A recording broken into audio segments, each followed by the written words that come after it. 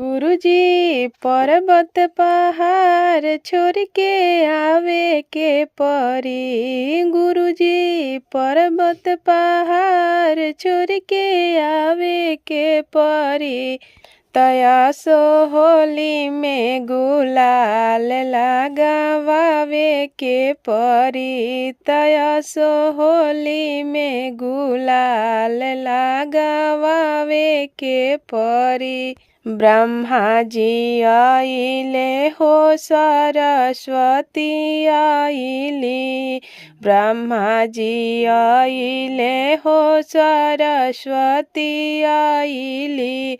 विष्णु जी आइले हो लक्ष्मी मैया आइली। विष्णु जी आइले हो लक्ष्मी मैया आइली। गुरुजी आंगना में आज हमरा आवे के परी।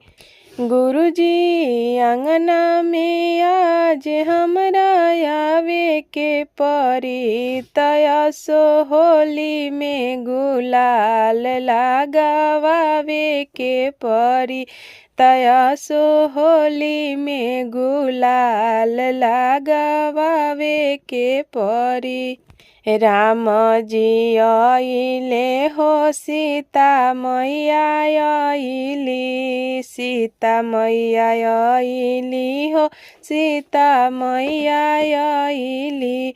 गुरुजी हनुमत के संग में बोलावे के परी। गुरुजी हनुमत के संग में बोलावे के परी।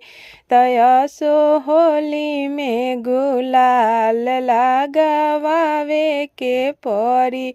तयासो होली में गुलाल लगावे के परी। कान्हा जी आइले हो राधा जी आइली। राधा जी आइली संग में गोपिया भी आइली।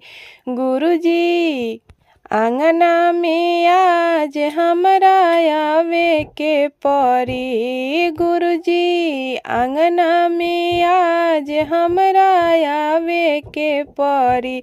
तयासो होली में गुलाल लगावे के परी।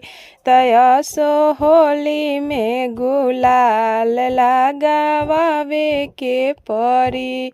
कार्तिक जी आइले हो गणपति आइले। कार्तिक जी आइले हो गणपति आइले।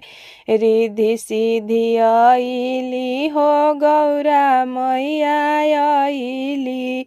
रिद्धि सिद्धि आइली हो गौरा मैया आइली।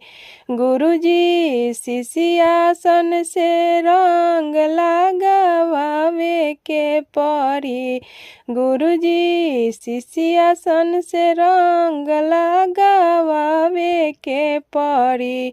तयासो होली में गुलाल लगावे के परी। तयासो होली में गुलाल लगावे के परी।